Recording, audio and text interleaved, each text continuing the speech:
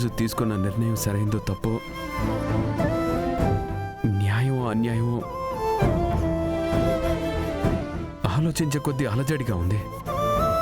కానీ ఆ క్షణంలో నేను అలా చేసుండకపోతే శాంతి గారి ప్రాణం, వాళ్ళ మాన మర్యాదలు అన్నీ మట్టిపాలయ్యేవి. ఇప్పుడు వేసిన అడుగు ముళ్ళదారికి తీసుకెళ్ళొచ్చు, కానీ చావు కన్నా బాధని భరించొచ్చనే ఇలా చేశాను. మీరు నా నిర్ణయాన్ని ఒప్పుకుంటారుగా తాత? చావు దేనికి పరిష్కారం కాదు. అంతేకాదు, ఇది మనల్ని మనం దూషించుకుంటూ కూర్చునే సమయం కాదు. ఇప్పుడు మనం మనకొచ్చిన సమస్యకి పరిష్కారం వెతుక్కోవాలి. ఏంటి? ఏం పరిష్కారం? ఓ, పెళ్ళేనా? అవును, అదొక్కడే ఇప్పుడున్న దారి.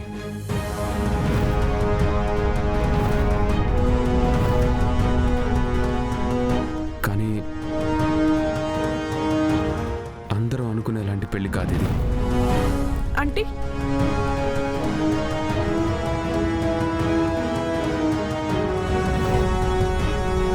మనల్ని నమ్మిన వాళ్ళ జీవితాల కోసం మనం జీవితంలో పెద్ద నిర్ణయం తీసుకోవాల్సిందే.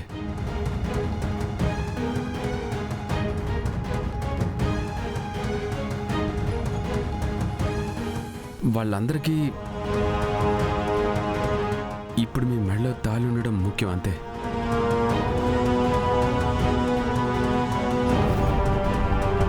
అందుకే ఈ నిర్ణయం తీసుకోవాలి మనం.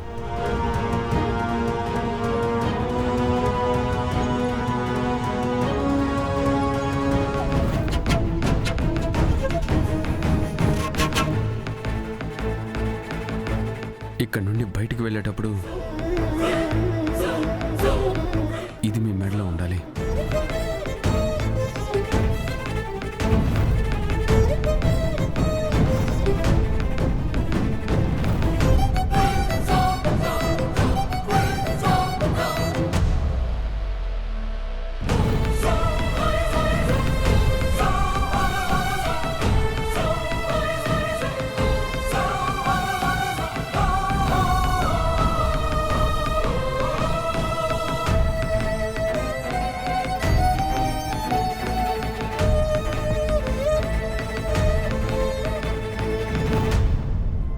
ఇది మీ మెడలో ఉంటే చాలు.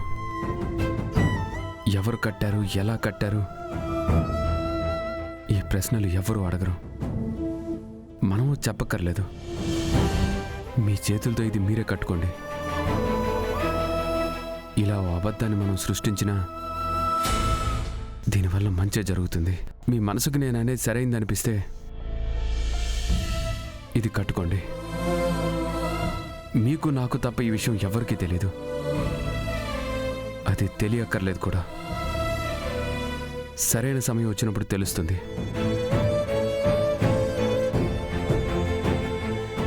అంతవరకు ఇది మీ మెడలోనే ఉండాలి. పరిస్థితి చూసుకొని అందరికీ చెప్తాం.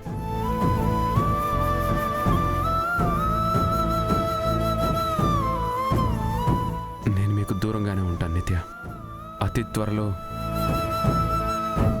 అబద్ధపు తెర తొలగిపోయే రోజు వస్తుంది.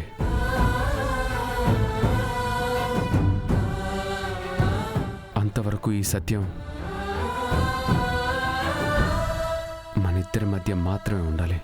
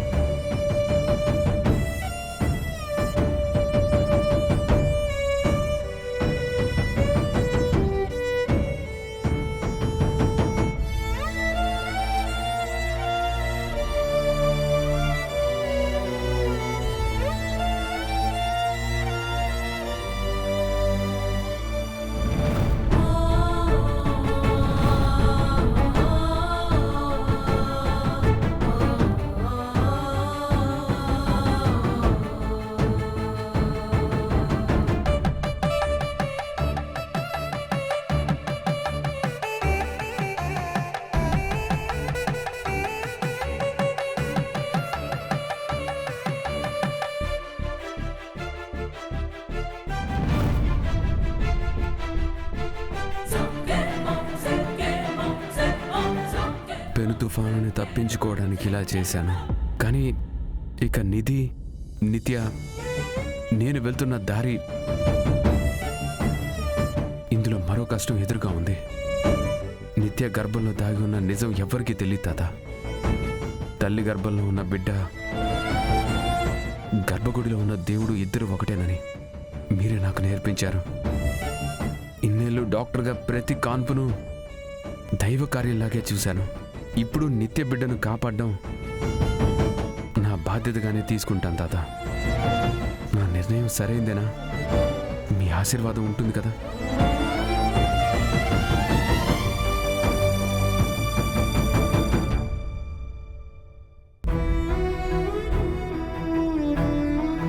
పాపా, ఈరోజు నేను నీ గాయం మీద మళ్ళీ కారం పూశాను. నీతో చాలా కఠినంగా నడుచుకున్నాను. ఈ నీ శాంతిని క్షమిస్తావా? శాంతి, నీదేం తప్పుంది ఇందులో? తప్పటడుగు వేసింది నేను. నా జీవితం చక్కగా ఉండాలని కలలు కన్నది నువ్వు. అదెక్కడ చేజారిపోతుందన్న భయంలో నువ్విలా నడుచుకున్నావు అంతే. అందులో నీ తప్పేమీ లేదు. చూడు తల్లి, జారిపోయిన పాతవాటి గురించి మనం ఆలోచించకూడదు. తేజస్సుకి నీతో బ్రతికే యోగ్యత లేదు, అందుకే వెళ్ళిపోయాడు. ఇక ఏవైనా కర్ణతో ఎలా నీ జీవితాన్ని పంచుకోవాలో, అతనితో ఎలా బ్రతకాలన్నది ఇప్పుడు ఆలోచించమ్మా. నాకు తెలుసమ్మా, నీకు కర్ణని చూస్తే మాట కన్నా ముందే చిరాకు పడతావని. కానీ ఇక ముందు రోజు తెల్లారితే నువ్వు చూడబోయేది కర్ణనే. ఇక ఏమైనా నీ సుఖదుఖాలు పంచుకోవడానికి చేతికందే దూరంలో ఉండేది కర్ణ ఒక్కడే కదా. వీటన్నిటికన్నా ఎక్కువగా అతను పుట్టుకతో మాత్రం మనిషి కాదు, మానవత్వంతోనే మనిషి. మనుషుల్లో కూడా చాలా గొప్ప మనిషి. అతను మనసారా ఎంతో మంచివాడు పాపా. తెలుసు. కరుణ మంచితనం మీద నాకే అనుమానం లేదు శాంతి. నువ్వన్నది నిజం. ఇక ఎప్పుడు నా వల్ల, నా చిరాకు వల్ల కర్ణ జీవితం పాడవడానికి నేను అవకాశం ఇవ్వను. అలా నేనెప్పటికీ నడుచుకోను శాంతి.